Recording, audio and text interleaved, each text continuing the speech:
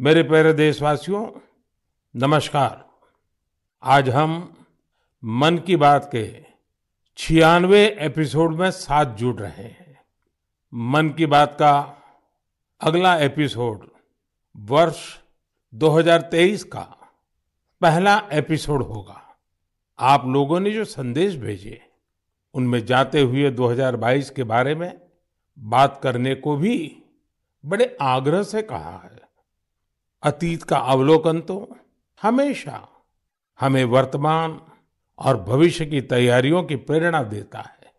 2022 में देश के लोगों का सामर्थ्य, उनका सहयोग, उनका संकल्प, उनकी सफलता का विस्तार इतना ज्यादा रहा कि मन की बात में सभी को समेटना मुश्किल होगा।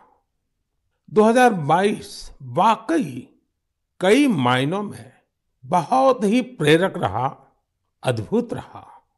इस साल भारत ने अपनी आजादी के 75 वर्ष पूरे किए और इसी वर्ष अमृत काल का प्रारंभ हुआ।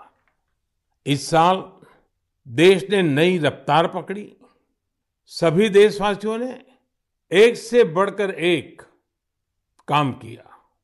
2022 की विभिन्न सफलताओं ने आज पूरे विश्व में भारत के लिए एक विशेष स्थान बनाया है। 2022 यानी भारत द्वारा दुनिया की 5वीं सबसे बड़ी अर्थव्यवस्था का मुकाम हासिल करना। 2022 यानी भारत द्वारा 220 करोड़ वैक्सीन का अविश्वसनीय आंकड़ा पार करने का रिकॉर्ड। 2022 यानी भारत द्वारा निर्यात का $400 बिलियन का जादुई आंकड़ा पार कर जाना। 2022 यानी देश के जन जन द्वारा आत्मनिर्भर भारत के संकल्प को अपनाना, जी कर दिखाना। 2022 यानी भारत के पहले स्वदेशी एयरक्राफ्ट कैरियर आईएनएस विक्रांत का स्वागत। 2022 यानी स्पेस, ड्रोन और डिफेंस सेक्टर में भारत का परचम। 2022 यानी हर क्षेत्र में भारत का दमखम। खेल के मैदान में भी, चाहे कॉमनवेल्थ गेम्स हो या हमारी महिला हॉकी टीम की जीत, हमारे युवाओं ने जबरदस्त सामर्थ्य दिखाया। साथियों, इन सब के साथ ही साल 2022 एक और कारण से हमेशा याद किया जाएगा। ये है एक भारत श्रेष्ठ भारत की भावना का विस्तार। देश के लोगों ने एकता और एकजुटता को सेलिब्रेट करने के लिए भी कई अद्भुत आयोजन किए। गुजरात के माधवपुर मेला हो, जहां रुक्मिणी विवाह और भगवान कृष्ण के पूर्वोत्तर से संबंधों को सेलिब्रेट किया जाता है, या फिर काशी तमिल संगमम हो, इन पर्वों में भी एकता के कई रंग दिखे। 2022 में देशवासियों ने एक और अमर इतिहास लिखा है। अगस्त के महीने में चला हर घर तिरंगा अभियान, भला कौन भूल सकता है। वो पल थे, हर देशवासी के रोंगटे खड़े हो जाते थे। आजादी के 75 वर्ष के इस अभियान में पूरा देश तिरंगामय हो गया। 6 करोड़ से ज्यादा लोगों ने तो तिरंगे के साथ सेल्फी भी भेजी। आजादी का ये अमृत महोत्सव अभी अगले साल भी ऐसे ही चलेगा, अमृत काल की नींव को और मजबूत करेगा। साथियों, इस साल भारत को G20 समूह की अध्यक्षता की जिम्मेदारी भी मिली है। मैंने पिछली बार इस पर विस्तार से चर्चा भी की थी। साल 2023 में हमें G20 के उत्साह को नई ऊंचाई पर लेकर जाना है। इस आयोजन को एक जन आंदोलन बनाना है। मेरे प्यारे देशवासियों, आज दुनिया भर में धूमधाम से क्रिसमस का त्योहार भी मनाया जा रहा है। ये जीसस क्राइस्ट के जीवन, उनकी शिक्षाओं को याद करने का दिन है। मैं आप सभी को क्रिसमस की ढेर सारी शुभकामनाएं देता हूं। साथियों, आज हम सभी के श्रद्धेय अटल बिहारी वाजपेयी जी का जन्मदिन भी है। वे एक महान राजनेता थे जिन्होंने देश को असाधारण नेतृत्व दिया। हर भारतवासी के हृदय में उनके लिए एक खास स्थान है। मुझे कोलकाता से आस्था जी का एक पत्र मिला है। इस पत्र में उन्होंने हाल की अपनी दिल्ली यात्रा का जिक्र किया है। वे लिखती हैं कि इस दौरान उन्होंने पीएम म्यूजियम देखने के लिए समय निकाला। इस म्यूजियम में उन्हें अटल जी की गैलरी खूब पसंद आई। अटल जी के साथ वहां खींची गई तस्वीर तो उनके लिए यादगार बन गई है। अटल जी की गैलरी में हम देश के लिए उनके बहुमूल्य योगदान की झलक देख सकते हैं। इंफ्रास्ट्रक्चर हो, शिक्षा या फिर विदेश नीति, उन्होंने भारत को हर क्षेत्र में नई ऊंचाइयों पर ले जाने का काम किया। मैं एक बार फिर अटल जी को हृदय से नमन करता हूं। साथियों, कल 26 दिसंबर को वीर बाल दिवस है और मुझे इस अवसर पर दिल्ली में साहिबजादा जोरावर सिंह जी और साहिबजादा फतेह सिंह जी की शहादत को समर्पित एक कार्यक्रम में शामिल होने का सौभाग्य मिलेगा। देश साहिबजादे और माता गुजरी के बलिदान को हमेशा याद रखेगा। मेरे प्यारे देशवासियों, हमारे यहाँ कहा जाता है, सत्यम किम प्रमाणम, प्रत्यक्षम किम प्रमाणम। यानी सत्य को प्रमाण की आवश्यकता नहीं होती, जो प्रत्यक्ष है उसे भी प्रमाण की आवश्यकता नहीं होती। लेकिन बात जब आधुनिक मेडिकल साइंस की हो तो उसमें सबसे महत्वपूर्ण होता है प्रमाण, एविडेंस। सदियों से भारतीय जीवन का हिस्सा रहे योग और आयुर्वेद जैसे हमारे शास्त्रों के सामने एविडेंस बेस्ड रिसर्च की कमी हमेशा हमेशा एक चुनौती रही है। परिणाम दिखते हैं लेकिन प्रमाण नहीं होते हैं। लेकिन मुझे खुशी है कि एविडेंस बेस्ड मेडिसिन के युग में अब योग और आयुर्वेद आधुनिक युग की जांच और कसौटियों पर भी खरे उतर रहे हैं। आप सभी ने मुंबई के टाटा मेमोरियल सेंटर के बारे में जरूर सुना होगा। इस संस्थान ने रिसर्च, इनोवेशन और कैंसर केयर में बहुत नाम कमाया है। इस सेंटर द्वारा की गई एक इंटेंसिव रिसर्च में सामने आया है कि ब्रेस्ट कैंसर के मरीजों के लिए योग बहुत ज्यादा असरकारी है। टाटा मेमोरियल सेंटर ने अपनी रिसर्च के नतीजों को अमेरिका में हुई बहुत ही प्रतिष्ठित ब्रेस्ट कैंसर कॉन्फ्रेंस में प्रस्तुत किया है।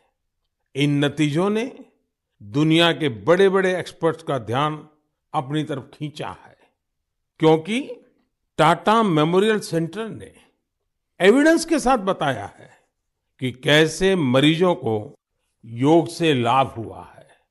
इस सेंटर की रिसर्च के मुताबिक योग के नियमित अभ्यास से ब्रेस्ट कैंसर के मरीजों की बीमारी के फिर से उभरने और मृत्यु के खतरे में 15% तक की कमी आई है। भारतीय पारंपरिक चिकित्सा में यह पहला उदाहरण है जिसे पश्चिमी तौर तरीकों वाले कड़े मानकों पर परखा गया है। साथ ही यह पहली स्टडी है जिसमें ब्रेस्ट कैंसर से प्रभावित महिलाओं में योग से क्वालिटी ऑफ लाइफ के बेहतर होने का पता चला है। इसके लॉन्ग टर्म बेनिफिट्स भी सामने आए हैं। टाटा मेमोरियल सेंटर ने अपनी स्टडी के नतीजों को पेरिस में हुए European society of medical oncology में उस सम्मेलन में प्रस्तुत किया है। साथियों, आज के युग में भारतीय चिकित्सा पद्धतियां जितनी ज्यादा एविडेंस बेस्ड होगी, उतनी ही पूरे विश्व में उनकी स्वीकार्यता बढ़ेगी। इसी सोच के साथ दिल्ली के एम्स में भी एक प्रयास किया जा रहा है। यह हमारी पारंपरिक चिकित्सा पद्धतियों को वैलिडेट करने के लिए 6 साल पहले centre for integrative medicine and research की स्थापना की गई। इसमें लेटेस्ट मॉडर्न टेक्निक्स और रिसर्च मेथड्स का उपयोग किया जाता है। यह सेंटर पहले ही प्रतिष्ठित अंतर्राष्ट्रीय जर्नल्स में 20 पेपर प्रकाशित कर चुका है। अमेरिकन कॉलेज ऑफ कार्डियोलॉजी के जर्नल में प्रकाशित एक पेपर में सिंकपी से पीड़ित मरीजों को योग से होने वाले लाभ के बारे में बताया गया है। इसी प्रकार न्यूरोलॉजी जर्नल के पेपर में माइग्रेन में योग के फायदों के बारे में बताया गया है। इनके अलावा कई और बीमारियों में भी योग के बेनिफिट्स को लेकर स्टडी की जा रही है, जैसे heart disease, depression, sleep disorders और प्रेगनेंसी के दौरान महिलाओं को होने वाली समस्याएं। साथियों, कुछ दिन पहले ही मैं वर्ल्ड आयुर्वेद कांग्रेस के लिए गोवा में था। इसमें 40 से ज्यादा देशों के डेलीगेट शामिल हुए और यहाँ 550 से अधिक साइंटिफिक पेपर्स प्रेजेंट किए गए। भारत सहित दुनिया भर की करीब 215 कंपनियों ने यहाँ एग्जीबिशन में अपने प्रोडक्ट्स को डिस्प्ले किया। 4 दिनों तक चले इस एक्सपो में 1 लाख से भी अधिक लोगों ने आयुर्वेद से जुड़े अपने एक्सपीरियंस को एंजॉय किया। आयुर्वेद कांग्रेस में भी मैंने दुनिया भर से जुटे आयुर्वेद एक्सपर्ट्स के सामने एविडेंस बेस्ड रिसर्च का आग्रह दोहराया। जिस तरह कोरोना वैश्विक महामारी के इस समय में योग और आयुर्वेद की शक्ति को हम सभी देख रहे हैं, उसमें इनसे जुड़ी एविडेंस बेस्ड रिसर्च बहुत ही महत्वपूर्ण साबित होगी। मेरा आपसे भी आग्रह है कि योग, आयुर्वेद और हमारी पारंपरिक चिकित्सा पद्धतियों से जुड़े हुए ऐसे प्रयासों के बारे में अगर आपके पास कोई जानकारी हो तो उन्हें सोशल मीडिया पर जरूर शेयर करें। मेरे प्यारे देशवासियों, बीते कुछ वर्षों में हमने स्वास्थ्य क्षेत्र से जुड़ी कई बड़ी चुनौतियों पर विजय पाई है। इसका पूरा श्रेय हमारे मेडिकल एक्सपर्ट्स, साइंटिस्ट और देशवासियों की इच्छा शक्ति को जाता है। हमने भारत से स्मॉल पॉक्स, पोलियो और गिनी वॉर्म जैसी बीमारियों को समाप्त करके दिखाया है। आज मन की बात के श्रोताओं को मैं एक और चुनौती के बारे में बताना चाहता हूं, जो अब समाप्त होने की कगार पर है। ये चुनौती है, ये बीमारी है कालाजार। इस बीमारी का परजीवी सैंड फ्लाई यानी बालू मक्खी के काटने से फैलता है। जब किसी को कालाजार होता है तो उसे महीनों तक बुखार रहता है, खून की कमी हो जाती है, शरीर कमजोर पड़ जाता है और वजन भी घट जाता है। यह बीमारी बच्चों से लेकर बड़ों तक किसी को भी हो सकती है, लेकिन सबका प्रयास से कालाजार नाम की ये बीमारी अब तेजी से समाप्त होती जा रही है। कुछ समय पहले तक कालाजार का प्रकोप 4 राज्यों के 50 से अधिक जिलों में फैला हुआ था, लेकिन अब ये बीमारी बिहार और झारखंड के 4 जिलों तक ही सिमट कर रह गई है। मुझे विश्वास है बिहार, झारखंड के लोगों का सामर्थ्य, उनकी जागरूकता इन 4 जिलों से भी कालाजार को समाप्त करने में सरकार के प्रयासों को मदद करेगी। कालाजार प्रभावित क्षेत्रों के लोगों से भी मेरा आग्रह है कि वो 2 बातों का जरूर ध्यान रखें। एक है सैंड फ्लाई या बालू मक्खी पर नियंत्रण और दूसरा जल्द से जल्द इस रोग की पहचान और पूरा इलाज। कालाजार का इलाज आसान है। इसके लिए काम आने वाली दवाएं भी बहुत कारगर होती हैं। बस आपको सतर्क रहना है। बुखार हो तो लापरवाही ना बरतें और बालू मक्खी को खत्म करने वाली दवाइयों का छिड़काव भी करते रहें। जरा सोचिए, हमारा देश जब कालाजार से भी मुक्त हो जाएगा तो ये हम सभी के लिए कितनी खुशी की बात होगी। सबका प्रयास की इसी भावना से हम भारत को 2025 तक टीबी मुक्त करने के लिए भी काम कर रहे हैं। आपने देखा होगा, बीते दिनों जब टीबी मुक्त भारत अभियान शुरू हुआ तो हजारों लोग टीबी मरीजों की मदद के लिए आगे आए। ये लोग निक्षय मित्र बनकर टीबी के मरीजों की देखभाल कर रहे हैं, उनकी आर्थिक मदद कर रहे हैं। जन सेवा और जन भागीदारी की यही शक्ति हर मुश्किल लक्ष्य को प्राप्त करके ही दिखाती है। मेरे प्यारे देशवासियों, हमारी परंपरा और संस्कृति का मां गंगा से अटूट नाता है। गंगा जल हमारी जीवन धारा का अभिन्न हिस्सा रहा है और हमारे शास्त्रों में भी कहा गया है, नमामि गंगे तव पाद पंकजम सुर असुरई वंदित दिव्य रूपम भुक्तिम च मुक्तिम च ददासि नित्यम भाव अनुसारेण सदा नराणाम। अर्थात, हे मां गंगा, आप अपने भक्तों को उनके भाव के अनुरूप सांसारिक सुख, आनंद और मोक्ष प्रदान करती है। सभी आपके पवित्र चरणों का वंदन करते हैं।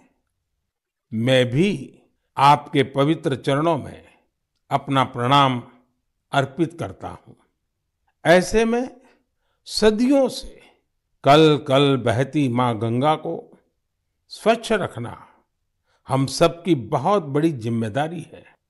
इसी उद्देश्य के साथ 8 साल पहले हमने नमामि गंगे अभियान की शुरुआत की थी। हम सभी के लिए गौरव की बात है कि भारत की इस पहल को आज दुनिया भर की सराहना मिल रही है। यूनाइटेड नेशंस ने नमामि गंगे मिशन को इकोसिस्टम को रिस्टोर करने वाली दुनिया के टॉप 10 इनिशिएटिव में शामिल किया है।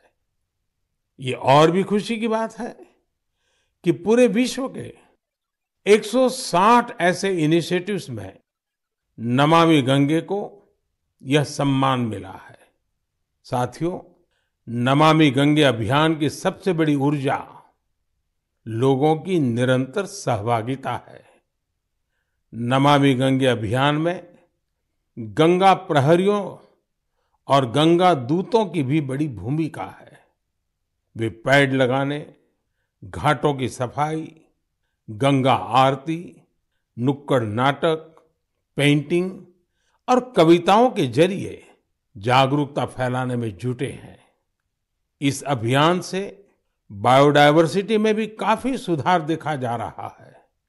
हिल्सा मछली, गंगा डॉल्फिन और कछुओं की विभिन्न प्रजातियों की संख्या में काफी वृद्धि हुई है।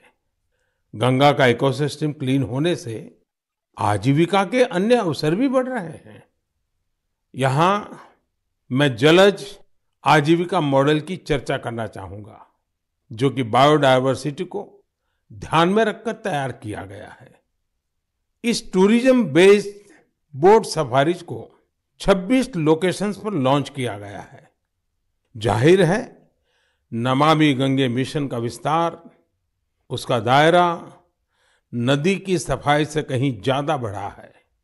ये जहां हमारी इच्छा शक्ति और अथक प्रयासों का एक प्रत्यक्ष प्रमाण है, वहीं ये पर्यावरण संरक्षण की दिशा में विश्व को भी एक नया रास्ता दिखाने वाला है। मेरे प्यारे देशवासियों, जब हमारी संकल्प शक्ति मजबूत हो तो बड़ी से बड़ी चुनौती भी आसान हो जाती है।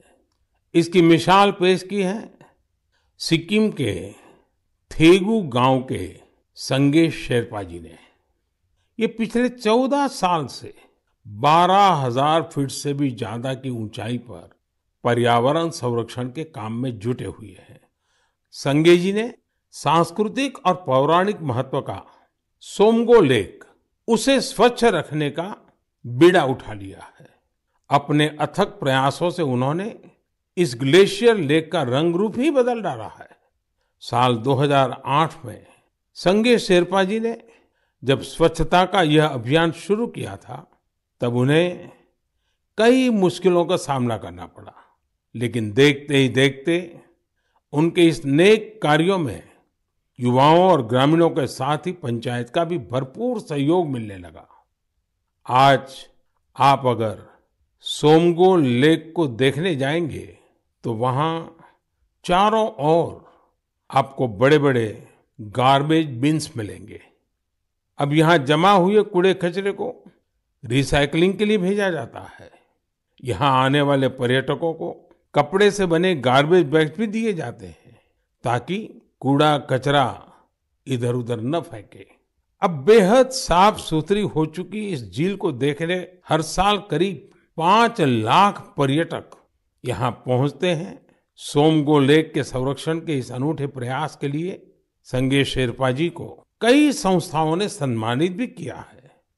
ऐसी ही कोशिशों के बदौलत आज सिक्किम की गिनती भारत के सबसे स्वच्छ राज्यों में होती है। मैं संगे शेरपा जी और उनके साथियों के साथ साथ देश भर में पर्यावरण संरक्षण के नेक प्रयास में जुटे लोगों की भी हृदय से प्रशंसा करता हूं।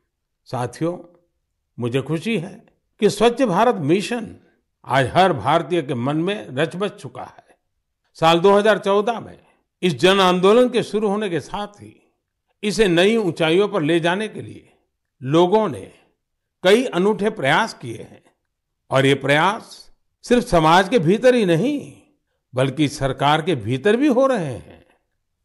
लगातार इन प्रयासों का परिणाम ये है, कूड़ा कचरा हटने के कारण, बिन जरूरी सामान हटने के कारण दफ्तरों में काफी जगह खुल जाती है, नया स्पेस मिल जाता है।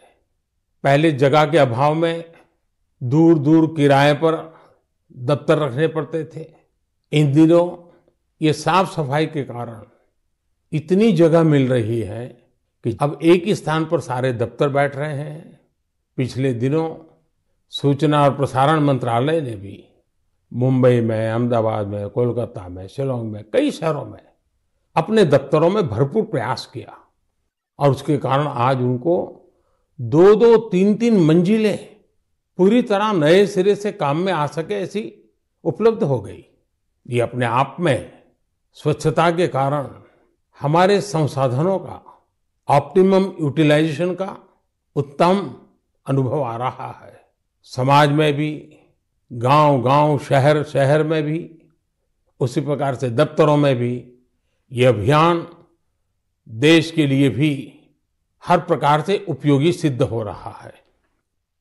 मेरे प्यारे देशवासियों, हमारे देश में अपनी कला संस्कृति को लेकर एक नई जागरूकता आ रही है, एक नई चेतना जागृत हो रही है। मन की बात में हम अक्सर ऐसे उदाहरणों की चर्चा भी करते हैं, जैसे कला, साहित्य और संस्कृति समाज की सामूहिक पूंजी होते हैं। वैसे ही इन्हें आगे बढ़ाने की जिम्मेदारी भी पूरे समाज की होती है। ऐसा ही एक सफल प्रयास लक्षद्वीप में हो रहा है।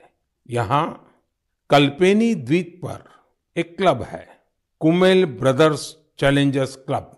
ये क्लब युवाओं को स्थानीय संस्कृति और पारंपरिक कलाओं के संरक्षण के लिए प्रेरित करता है।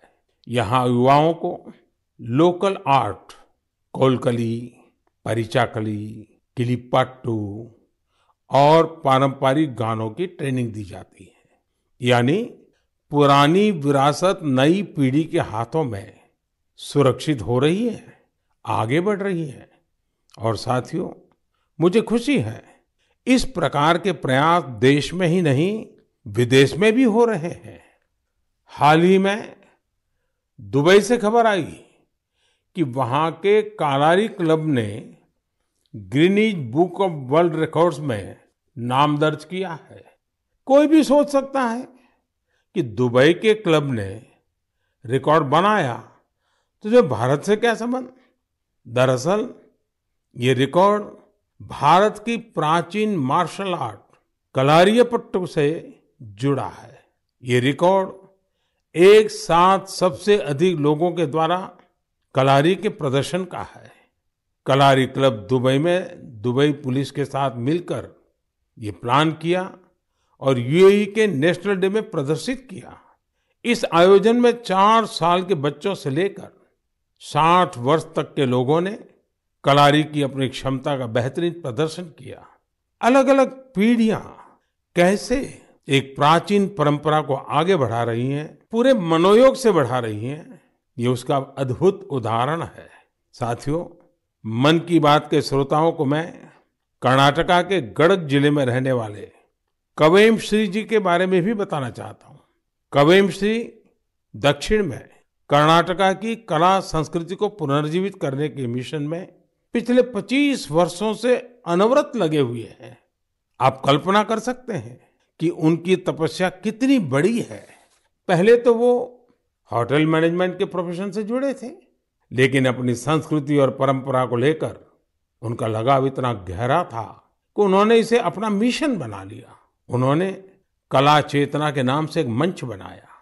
ये मंच आज कर्नाटका के और देश विदेश के कलाकारों के कई कार्यक्रम आयोजित करता है। इसमें लोकल आर्ट और कल्चर को प्रमोट करने के लिए कई इनोवेटिव काम भी होते हैं। साथियों, अपनी कला संस्कृति के प्रति देशवासियों के उत्साह अपनी विरासत पर गर्व की भावना का ही प्रकटीकरण है। हमारे देश में तो हर कोने में ऐसे कितने ही रंग बिखरे हैं। हमें भी उन्हें सजाने, संवारने और संरक्षित करने के लिए निरंतर काम करना चाहिए। मेरे प्यारे देशवासियों, देश के अनेक क्षेत्रों में बांस से अनेक सुंदर और उपयोगी चीजें बनाई जाती हैं। विशेष रूप से आदिवासी क्षेत्रों में बांस के कुशल कारीगर कुशल कलाकार है।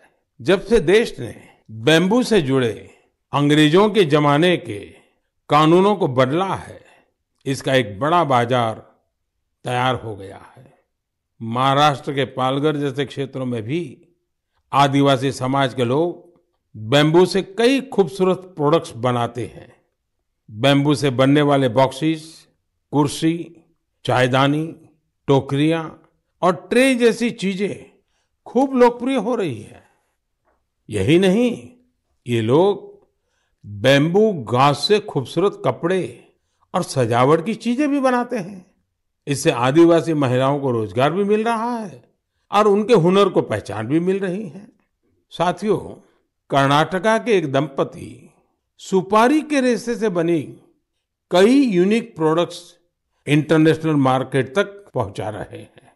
कर्नाटका में शिवमोगा में ये दंपति हैं, श्रीमान सुरेश और उनकी पत्नी श्रीमती मैथिली। ये लोग सुपारी के रेशे से ट्रे, प्लेट और हैंडबैग से लेकर कई डेकोरेटिव चीजें बना रहे हैं। इसी रेशे से बनी चप्पलें भी आज खूब पसंद की जा रही हैं। उनके प्रोडक्ट्स आज लंदन और यूरोप के दूसरे बाजारों तक में बिक रहे हैं। यही तो हमारे प्राकृतिक संसाधनों और पारंपरिक हुनर की खूबी है, जो सबको पसंद आ रही है। भारत के इस पारंपरिक ज्ञान में दुनिया सस्टेनेबल फ्यूचर के रास्ते देख रही है। हमें खुद भी इस दिशा में ज्यादा से ज्यादा जागरूक होने की जरूरत है। हम खुद भी ऐसे स्वदेशी और लोकल प्रोडक्ट इस्तेमाल करें और दूसरों को भी ये उपहार में दें। इससे हमारी पहचान भी मजबूत होगी, स्थानीय अर्थव्यवस्था भी मजबूत होगी और बड़ी संख्या में लोगों का भविष्य भी उज्जवल होगा। मेरे प्यारे देशवासियों, अब हम धीरे धीरे मन की बात के 100वें एपिसोड के अभूतपूर्व पड़ाव की ओर बढ़ रहे हैं। मुझे कई देशवासियों के पत्र मिले हैं जिनमें उन्होंने 100वें एपिसोड के बारे में बड़ी जिज्ञासा प्रकट की है। 100वें एपिसोड में हम क्या बात करें, उसे कैसे खास बनाएं, इसके लिए आप मुझे अपने सुझाव भेजेंगे तो मुझे बहुत अच्छा लगेगा। अगली बार हम वर्ष 2023 में मिलेंगे। मैं आप सभी को वर्ष 2023 की शुभकामनाएं देता हूं। ये वर्ष भी देश के लिए खास रहे, देश नई ऊंचाइयों को छूता रहे। हमें मिलकर के संकल्प भी लेना है, साकार भी करना है। इस समय बहुत से लोग छुट्टियों के मूड में भी हैं। आप पर्वों को, इन अवसरों का खूब आनंद लीजिए, लेकिन थोड़ा सतर्क भी रहिए। आप भी देख रहे हैं कि दुनिया के कई देशों में कोरोना बढ़ रहा है। इसलिए हमें मास्क और हाथ धुलने जैसी सावधानियों का और ज्यादा ध्यान रखना है। हम सावधान रहेंगे तो सुरक्षित भी रहेंगे और हमारे उल्लास में कोई रुकावट भी नहीं पड़ेगी। इसी के साथ आप सभी को एक बार फिर ढेरों शुभकामनाएं। बहुत बहुत धन्यवाद। नमस्कार।